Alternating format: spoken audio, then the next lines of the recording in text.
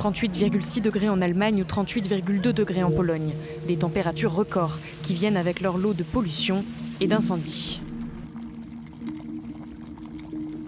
Pour apporter un peu de fraîcheur, l'année dernière j'ai essayé de fabriquer une sorte de clim de bureau, mais le projet n'a pas vraiment abouti et les composants utilisés n'étaient pas top pour la planète. Aujourd'hui je vais réessayer, j'ai pris du recul sur le projet et je vais m'orienter sur la fabrication d'une clim adiabatique. On oublie les modules Peltier qui sont très mauvais et on va utiliser uniquement de l'eau, un espèce de carton absorbant, une pompe et un ventilo bien sûr. Mais vous allez me poser la question, comment peut-on créer du froid uniquement avec ces composants? Eh bien c'est ce qu'on appelle le principe adiabatique qui repose sur l'évaporation d'eau. Quand on sort de la piscine, on sent soudainement du froid sur la peau même s'il fait chaud dehors. C'est parce que l'eau sur la peau s'évapore et cette évaporation nécessite de l'énergie qui est prise de la chaleur de la peau, ce qui nous fait sentir plus frais. Un climatiseur adiabatique repose sur le même principe. L'air chaud extérieur est aspiré dans l'appareil et passe ensuite à travers un tampon humide. L'air chaud fait évaporer l'eau dans ce tampon et comme l'évaporation requiert de l'énergie, cela prend la chaleur de l'air. L'air est alors refroidi avant d'être expulsé dans la pièce grâce à un ventilateur. Bon, ça c'est pour la théorie. Il faut évidemment noter que le tampon doit être constamment humide pour générer de l'évaporation en continu. Pour ça, on va créer un circuit d'eau avec une pompe. Et en fait, l'eau qui va tomber du tampon quand il sera saturé d'eau, eh bien, on va pouvoir le récupérer dans un bac et la réinjecter via une gouttière sur le dessus. Bon, allez, assez parlé, on se lance sur la conception.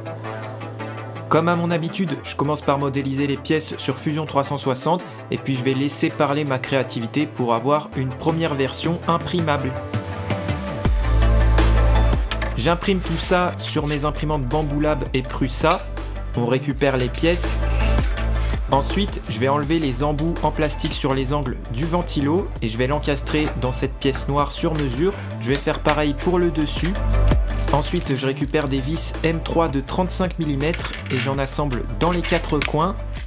Je vais récupérer des écrous au même diamètre. On va les insérer à l'arrière aux emplacements prévus et puis il ne reste plus qu'à visser bien fermement. Ensuite, direction l'établi, je vais mettre à chauffer mon fer à souder.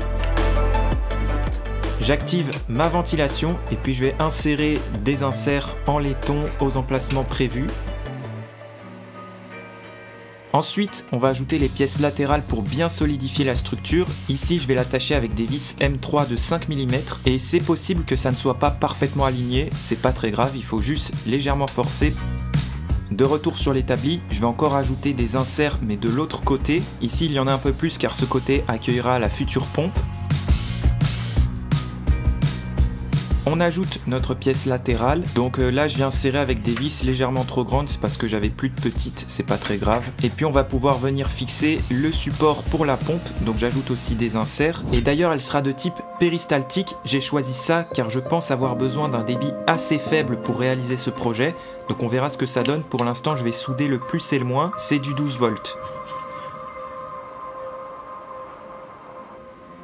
Je remercie mon sponsor O2 Switch, hébergeur 100% français qui m'accompagne sur ce projet. Si en ce moment tu cherches à créer un site web pour mettre en valeur ton CV, tes créations ou que tu cherches un hébergeur plus fiable et moins cher, eh bien mesdames et messieurs, O2 Switch vous propose la solution parfaite avec une offre unique où tout est illimité. Ça veut dire qu'on n'aura pas à se soucier de l'espace disque pour le projet qu'on souhaite monter, qu'on n'aura pas à payer en plus si le trafic augmente et enfin on a accès à des ressources monstrueuses pour avoir un site toujours fluide. Concrètement, on peut exploiter jusqu'à 12 CPU threads, 48 Go de RAM et avec une base de données stockée sur SSD pour un max de performance. Un support technique est aussi disponible 24 h sur 24, 7 jours sur 7 avec toutes les lignes basées en France à Clermont-Ferrand si vous avez besoin d'un contact. Dans cette offre unique, le nom de domaine est aussi offert et tout ça pour uniquement 7 € par mois. Et bien sûr, je ne viens pas les mains vides, vous avez mon code promo en passant par le lien en description. N'hésitez donc pas à faire un tour si vous avez un projet qui vous trotte dans la tête. C'est le moment d'en profiter et puis un grand merci à O2 Switch.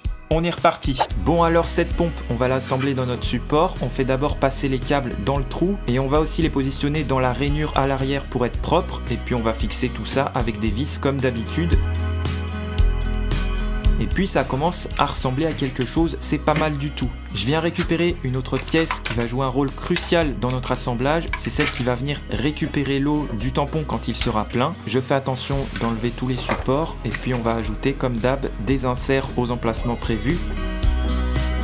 On positionne notre assemblage sur cette pièce et puis on va fixer ça encore une fois avec des vis. Allez, on passe maintenant à la gouttière. Je vous avoue que j'ai eu pas mal de soucis à enlever les supports, donc c'était l'occasion de tester un nouveau filament qui s'enlève beaucoup mieux. Je le récupère de son assemblage et je vais l'ajouter dans l'AMS de ma X1 Carbone.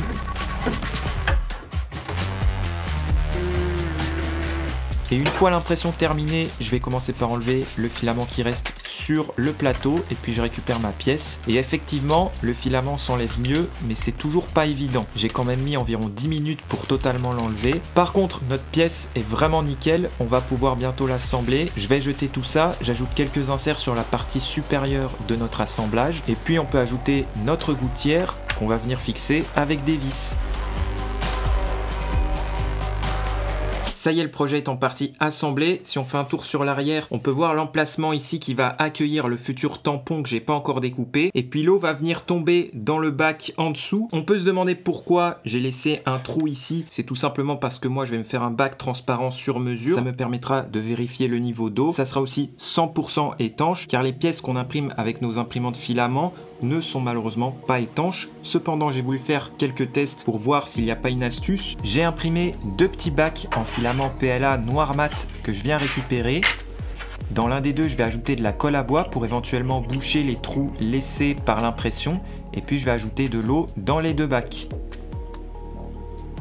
Bon, quelques heures plus tard, mon récipient avec la colle à bois ne fuit pas, je pense que l'astuce est validée. Et puis à ma grande surprise, le récipient sans colle à bois ne fuit pas non plus. À mon avis, j'ai eu de la chance, la pièce est vraiment parfaite. Donc je vais quand même vérifier ma théorie en imprimant une pièce un peu plus grande et avec un autre filament. On est 24 heures plus tard, l'eau n'a toujours pas fui de ce nouveau bac blanc en PLA. Je pense que les pièces simples qui sortent de la Bamboo Lab sont tellement de bonne qualité qu'il y a très peu de chances d'avoir des fuites. Du coup, ça expliquerait pourquoi l'eau est toujours à l'intérieur. Cependant, le PLA reste un matériau poreux, donc je pense que si je laisse ce bac plusieurs jours, il va finir par être imbibé et laisser couler l'eau. Du coup, je ne peux pas vraiment approuver la méthode de la colle à bois. En tout cas, je me suis renseigné, on peut utiliser de la résine époxy. Avec ça, ça va fonctionner à coup sûr. Dans notre cas, utiliser le PLA, c'est pas forcément la meilleure solution. Donc c'est parti, on va fabriquer un bac 100% étanche avec un autre matériau. Pour faire ça, j'ai modélisé une pièce représentant le contenant du bac. Ça va me permettre de créer mon futur moule à la thermoformeuse. Je vérifie qu'elle rentre bien. Ici, c'est parfait. D'ailleurs, si vous voulez apprendre à modéliser comme moi, j'ai fait un super cours sur Fusion 360 qui vous attend sur mon site. Je vous laisse un lien en description, n'hésitez pas à faire un tour. Allez, on ressort la thermoformeuse. Ici, je vais utiliser des feuilles de PETG d'1 mm d'épaisseur et transparentes. Je dispose ma pièce bien au centre. Et puis au passage, je vais faire une petite mise à jour parce que ça fait longtemps que je ne l'ai pas utilisée. On sélectionne les pré-réglages PETG. On descend la nacelle. Et une fois l'aspiration terminée, je vais attendre un peu que la pièce refroidisse.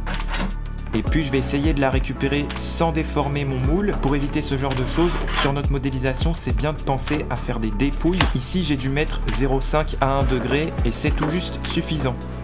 On vient découper proprement les contours et puis ça y est, on a notre bac 100% sur mesure. Maintenant que le bac est terminé et que c'est 100% étanche, on va pouvoir continuer en réalisant le circuit d'eau et faire nos premiers tests. Je commence par récupérer du tube en silicone flexible que je vais insérer dans les pattes de la pompe. Je viens fixer un premier morceau à la gouttière, puis un deuxième dans le bac. J'avais prévu un trou exprès, mais il est légèrement trop petit, donc je mets le tube à côté. On va remplir le bac avec de l'eau. Là, j'ai rempli environ la moitié du bac pour faire mes tests. On alimente la pompe en 12 volts. Donc sans grande surprise, ça fonctionne bien, il n'y a pas de fuite. Par contre, la pompe est assez bruyante, j'avoue que je m'y attendais pas trop. Et puis la gouttière n'est pas très efficace pour l'instant, on a uniquement de l'eau qui tombe sur la gauche, donc on va devoir régler ça.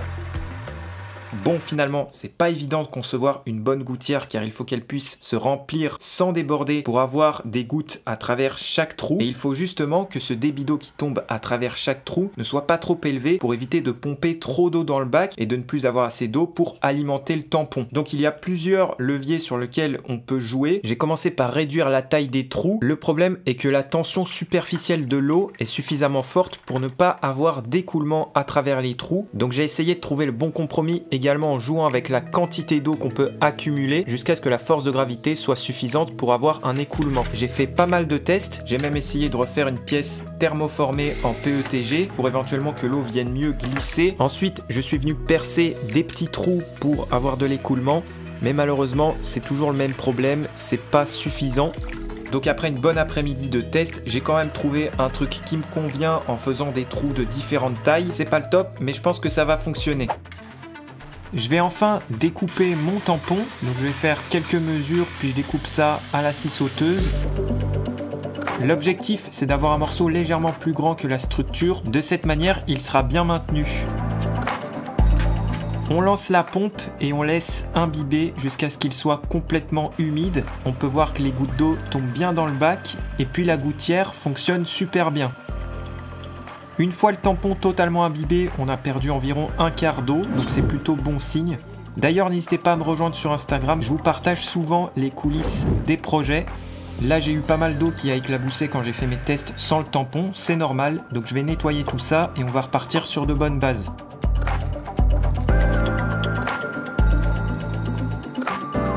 Je vais ensuite terminer mon assemblage en ajoutant le ventilo à l'alimentation. Donc je viens souder les fils orange et noir. Je fais passer mes câbles dans une petite pièce sur mesure. Et puis je vais mettre un peu de colle chaude sur mes connexions.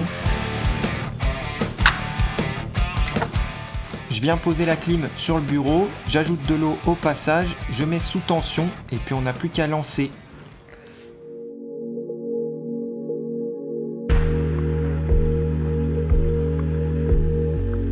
Bon alors, est-ce que ça fonctionne? Déjà, première bonne chose, quand on pose la clim à 50 cm, 1 mètre d'une personne, l'effet adiabatique se fait bien ressentir, on sent un réel vent frais, c'est très agréable. Par contre, niveau sonore, le bruit de la pompe, c'est vraiment pas top, c'est trop bruyant, il faudra améliorer ça sur une future version. Ensuite, après l'avoir mis en route environ 3 heures, on voit sur mes graphiques que la température de la pièce de 11 mètres carrés commence à diminuer. En gros, on gagne moins 2 degrés et environ plus 10 à 15% d'humidité. Ça montre qu'on est assez loin de contrôler la température d'une pièce. Cependant, la théorie fonctionne, c'est un bon point. Et si on souhaite vraiment avoir une meilleure efficacité avec ce système, il faut jouer sur la taille du tampon pour avoir plus d'évaporation et avoir une clim 2 fois voire 4 fois plus grande. Une chose qu'on peut se demander, c'est est-ce que si on met de l'eau froide à l'intérieur, ça va faire plus de frais? Eh bien, ça n'aura pas une grande influence sur l'efficacité du refroidissement, car le processus repose sur l'évaporation d'eau et pas directement sur la température de l'eau elle-même. Le facteur le plus important pour l'efficacité, c'est l'humidité. Plus l'air est sec, plus le taux d'évaporation sera élevé, ce qui conduit à un refroidissement plus important. Donc, en complément de ce système, on pourrait pourquoi pas utiliser des plantes déshumidifiantes pour aider ce taux d'évaporation, placer quelques bols de riz dans la pièce, dans des pots pour faire de la déco, etc.